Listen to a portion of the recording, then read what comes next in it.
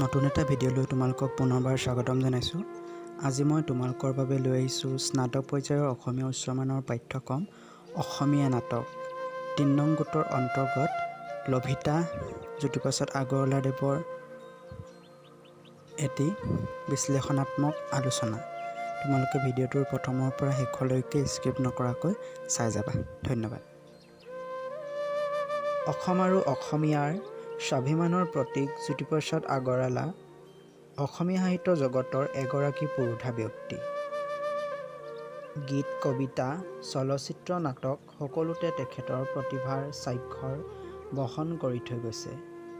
নাট্যকাৰ জ্যোতিপ্ৰসাদ আগৰৱালাৰ লভিতা অন্যতম সৃষ্টি।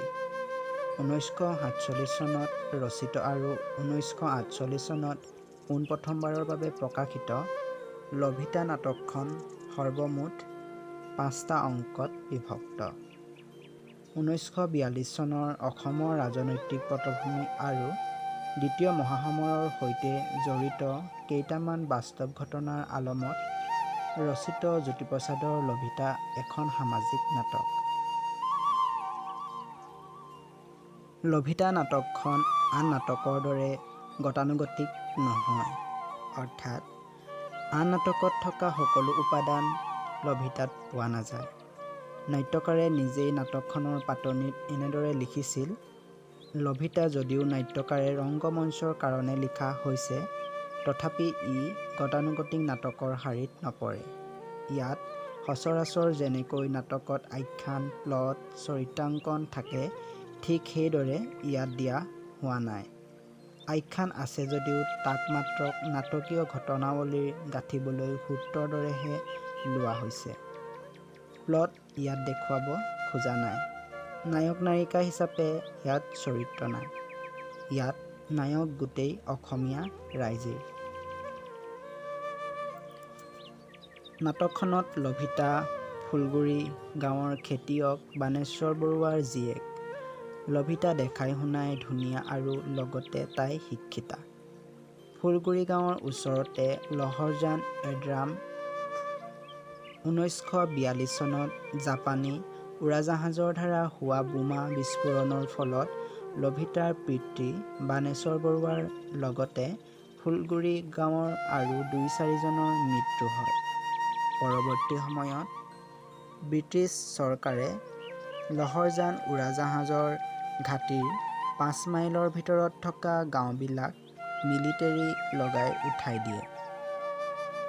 মানুহবোৰে চৰকাৰৰ হুকুম মানি ল'বলৈ বাধ্য হয়। তাৰ ফলত আন বহুতৰ লগতে লভিতাও আশ্ৰয়হীন হৈ পৰে। লভিতা আশ্ৰয়হীন হৈ গোলাপৰ কথামতে মৌজাদাৰৰ ঘৰত আশ্ৰয় লয়। মৌজাদাৰনীৰ অন্যায় অত্যাচাৰ সহ্য কৰিব নোৱাৰি মৌজাদাৰৰ ঘৰৰ পৰা ওলাই যাওঁতে মিলিটেৰী সৈন্যই লভিতাক ইজ্জত নষ্ট কৰিবলৈ চেষ্টা কৰিছিল যদিও এজন কৰ্তব্যপৰায়ণ পুলিচৰ দ্বাৰা ৰক্ষা পৰে। তাৰ পাছত লভিতাই ইলাহী বক্স নামৰ এজন মুছলমান বুঢ়াৰ ঘৰত আশ্ৰয় ল'বলগীয়া হয়। বেলেগ জাতৰ মানুহে লভিতাৰ হাতত ধৰা আৰু মুছলমানৰ ঘৰত আশ্ৰয় লোৱা ঘটনাৰ বাবে লভিতাক অসমীয়া সমাজখনে গ্ৰহণ কৰিব খোজা নাছিল।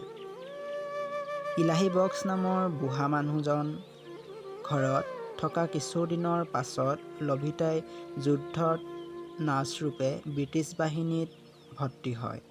তাৰ পাছত তাই কহিমালৈ যাবলগীয়া হয়। কহিমালৈ যোৱাৰ পাছত লভিতাৰ লগতে আন বহুতো অসমীয়া জাপানী আৰু আজাদ হিন্দ ফৌজৰ হাতত বন্দী হৈ ভাৰত উদ্ধাৰৰ বাবে সুভাষ চন্দ্ৰ বসুৱে গঢ়া INA-ত যোগদান কৰে। INA ফৌজতে ভাৰতৰ স্বাধীনতাৰ বাবে ব্ৰিটিছৰ বিৰুদ্ধে যুদ্ধত জড়িত হৈ ব্ৰিটিছ সৈন্যৰ বাৰুদৰ গুলী খাই লভিতাই মৃত্যুক আঁকোৱালি লয়। নাট্যকাৰে নিজেই উল্লেখ কৰিছিল, লভিতা আদৰ্শমূলক অসমীয়া ছোৱালী নহয়। নানান ধৰণৰ পৰিস্থিতিৰ সন্মুখীন হৈও পৰিস্থিতিৰ ওচৰত হাৰ নামানি সংগ্ৰাম কৰি যাব পৰা চৰিত্ৰ হ'ল লভিতা। লভিতা অন্যায় অবিচাৰৰ বিৰুদ্ধে মাত মাতিব পৰা চৰিত্ৰ। লভিতা নতুন অসমীয়া ডেকা গাভৰুৰ আত্মবিশ্বাস, সমাজ চেতনা আৰু উদাৰতাৰ সাৰ্থক প্ৰতিনিধি। যেতিয়া সমাজৰ ভয়ত গোলাপে তাইক আশ্ৰয় দিবলৈ সংকোচ কৰিছিল, তেতিয়া লভিতাই গোলাপক নিজাৰ সমাজ, নিজৰ জাত লৈ জীয়াই থাকিবলৈ উপদেশ দি গোলাপৰ পৰা আঁতৰি গৈছিল। তাই গোলাপৰ দুৰ্বল মানসিকতাক এনেদৰে গৰিহণা দিছিল। অকল আজিকালি উপজিলেই আজিকালিৰ ল'ৰা হ'ব নোৱাৰি।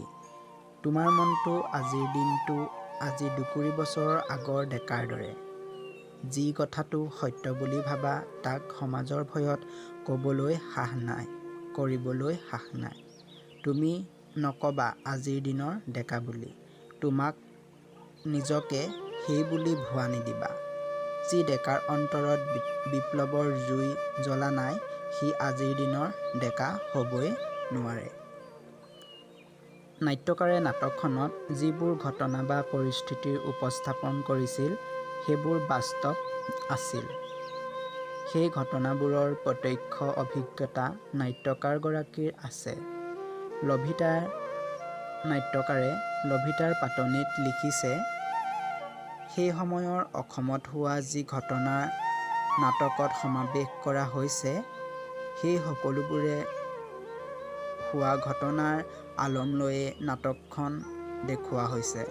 কেৱল সাহিত্যৰ খাতিৰত ঠায়ে ঠায়ে কলা প্ৰয়োগ আৰু সাহিত্যসুলভ নাটকীয় পৰিণতিৰ বাবেই বিশেষকৈ নাটকৰ সমাপ্তিত কল্পনাৰ আশ্ৰয় লোৱা হৈছে। সেই চৰিত্ৰৰ পূৰ্বৰ কাৰ্যৰ সৈতে সামঞ্জস্য ৰাখিয়েই।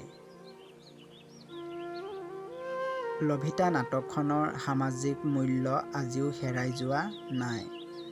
নাটকখনত এনে কিছুমান দিশৰ অৱতাৰণা আছে, যিবোৰ স্বাধীনতাৰ বহু বছৰৰ পাছতো প্ৰাসংগিক হৈ আছে। নাট্যকাৰ আগৰৱালাৰ আটাইকেইখন নাটকতে গীতৰ প্ৰয়োগ আছে। লভিতা নাটকত কেইবাটাও গীতৰ প্ৰয়োগ দেখিবলৈ পোৱা যায়। লুইতেদি যাৱ কৰে নাৱৰীয়া, মোৰ বাৰীত ফুলিলে ইন্দ্ৰজিৎ মালতী, তোৰ বাৰীত পৰিলে ছাঁ, সাজু হ নৱজোৱান, অ' আমাৰ গাঁৱৰ মান ৰাখি, বিশ্ববিজয়ী নৱজোৱান, লুইতৰ আকাশত তৰাৰ তৰাৱলী আদি গীতৰ প্ৰয়োগ লভিতা নাটকত দেখিবলৈ পোৱা যায়। অসমীয়া নাট্য সাহিত্যত জ্যোতিপ্ৰসাদৰ প্ৰত্যেকখন নাটকৰেই সুকীয়া স্থান আছে। লভিতা বিংশ শতিকাৰ মাজভাগৰ ক্ষয়িষ্ণু সমাজ তথা জাতীয় জীৱনৰ বাস্তৱ দলিল।